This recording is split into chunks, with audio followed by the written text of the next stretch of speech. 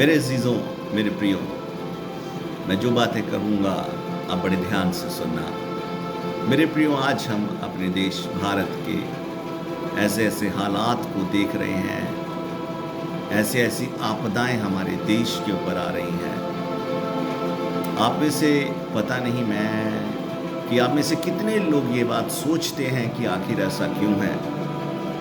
लेकिन मैं अपनी लाइफ के अंदर बहुत बार इन बातों को सोचता हूँ कि परमेश्वर आखिर ऐसा क्यों?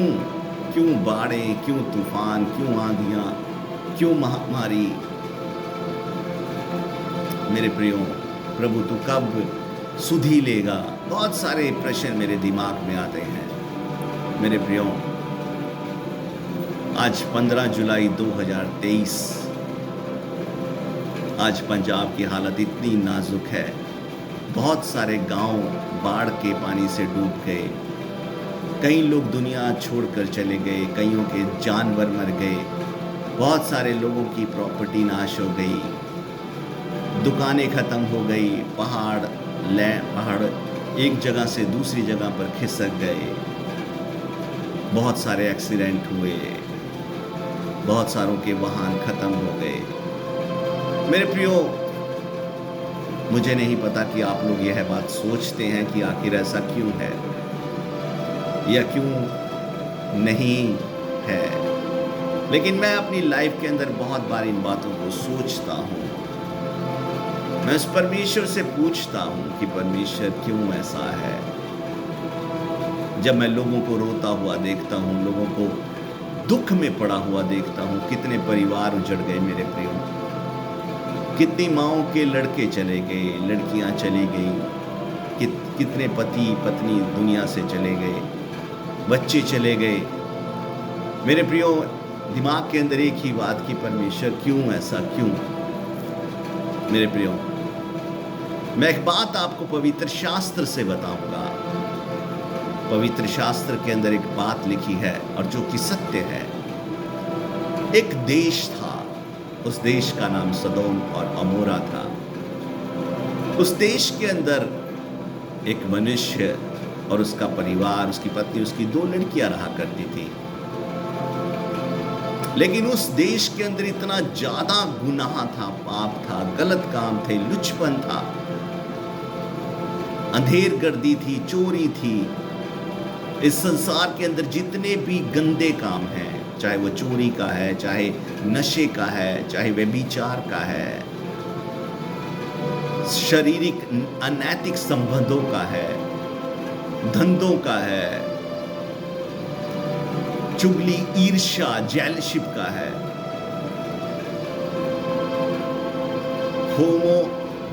होमोसेक्सुअलिटी का है, जितने भी लुच्चे काम, जितने भी गंदे काम, वो सब उस देश के अंदर हुआ करते थे।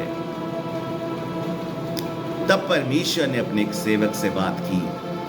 उस सेवक का नाम इब्राहिम था कि क्या मैं उस देश को नाश कर दूं, क्योंकि उस देश के अंदर वो काम होते हैं जो घृणित हैं, जो पाप है, जो गुनाह है।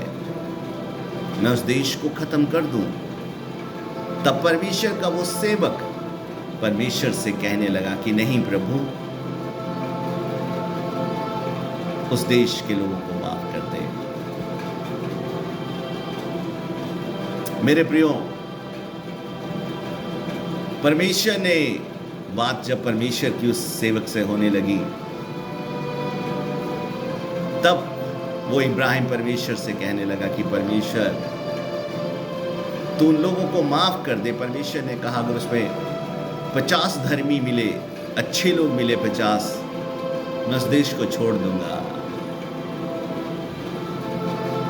लेकिन उसमें 50 भी धर्मी नहीं थे।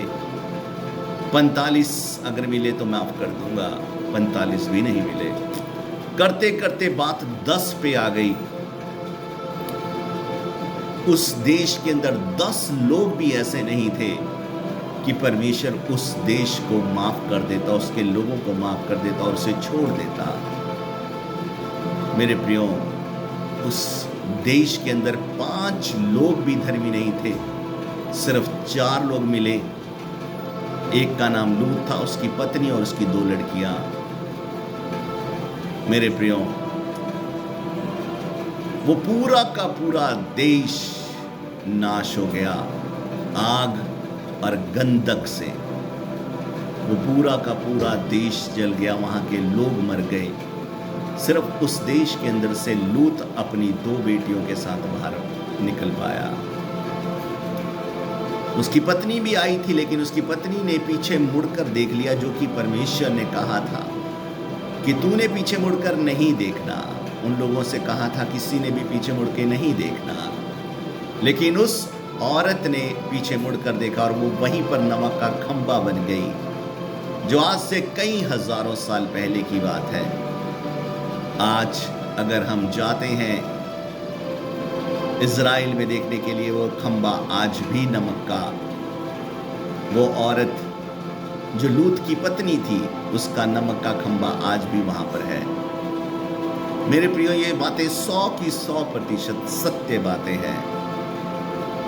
आज हमारा देश जिन परिस्थितियों से जूझ रहा है, जिन परिस्थितियों में आज है, लोग मर रहे हैं तरह तरह की बीमारियों से,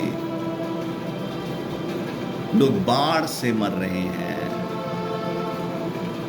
लोग तूफानों से, आंधियों से मर रहे हैं। मेरे प्रियो, इन सब के पीछे मनुष्य के किए हुए अपराध हैं, मनुष्य की किए हुए वो काम हैं जो परमेश्वर की नजरों में गलत है, जिन्हें परमेश्वर गुनाह कहता है, जिन्हें परमेश्वर पाप कहता है। मेरे प्रियो, आज मनुष्य ऐसे ऐसे काम मनुष्य दुनिया में करता है जिन्हें परमेश्वर पसंद नहीं करता।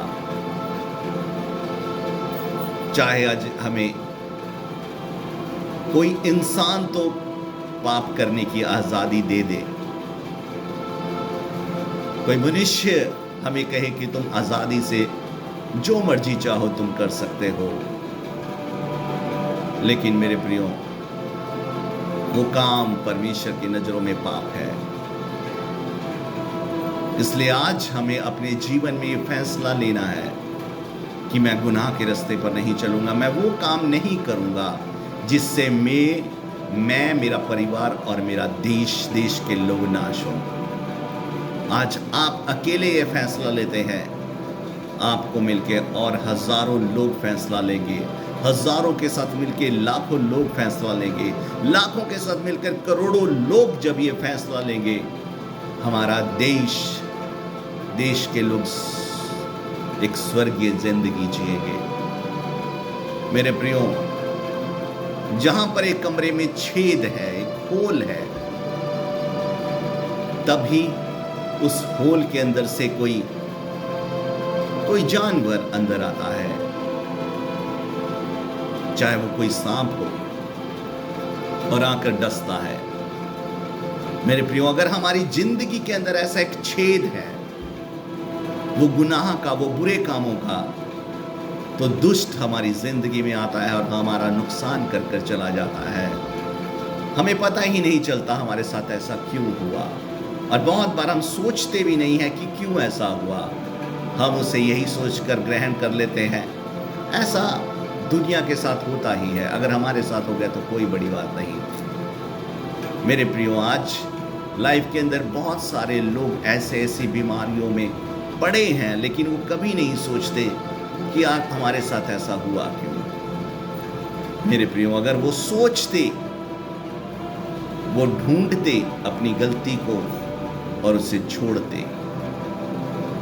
मेरे प्रियो, आज मनुष्य के पापों की वजह से, मनुष्य की गलतियों की वजह से आज पूरा देश के लोग, गांव नुकसान उठा रहे हैं।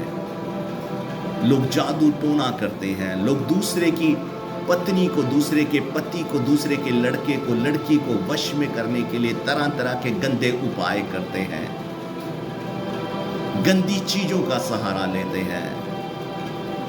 मेरे प्रियो, ये काम परमेश्वर की नजरों में घृणित है, और उन्हीं कामों की वजह से, उन्हीं पापों की वजह से ये आपदाएं मनुष्य के ऊपर पड़ती हैं। क्यों ना हम फैसला लें कि प्रभु हे परमेश्वर, सारी सृष्टि के मालिक, हे सृष्टिकर्ता, तू मेरे पापों को माफ कर दे। मैं जानता हूँ मेरी वजह से मेरा परिवार सफ़र कर रहा है। मैं जानता हूँ मेरी पापों की वजह से मेरी खुद की ज़िंदगी सफ़र कर रही है। मेरे बच्चे सफ़र कर रहे हैं, मेरा पति सफ़र कर रहा है, मेरे माँ बाप परमेश्वर मेरे गलत कामों के कारण सफ़र कर रहे हैं, मेरा गांव सफ़र कर रहा है। प्रभु, तू मुझे माफ़ कर दे, मुझे माफ़ कर दे परमेश्वर। मैं तेरी संतान हूँ, तूने माँ के गर्भ में मुझे रचा। प्रभु, मुझे माफ़ कर दे।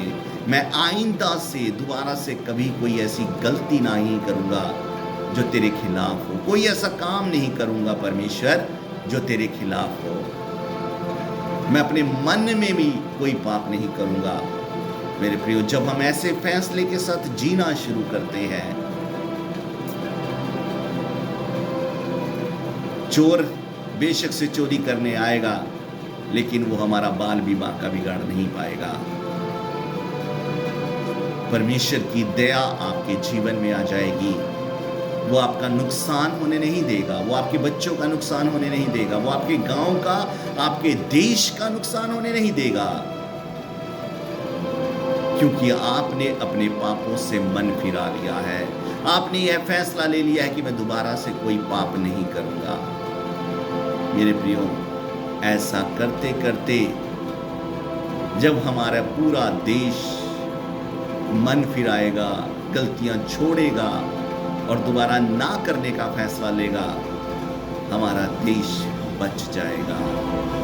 और जब प्रभु आएगा, हम सब के सब लोग उसके साथ स्वर्ग पर उठा लिए जाएंगे।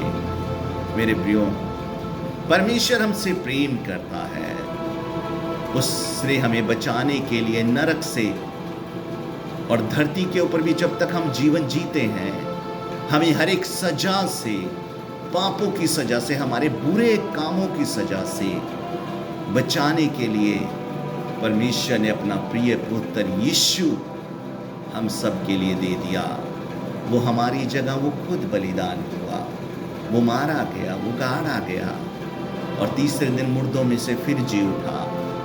वो 40 दिन तक लोगों के बीच में रहा, अपने अद्भुत कामों को वो करता रहा और 40 दिन के बाद यीशु मसीह जीवित ही स्वर्ग पर उठा लिया गया।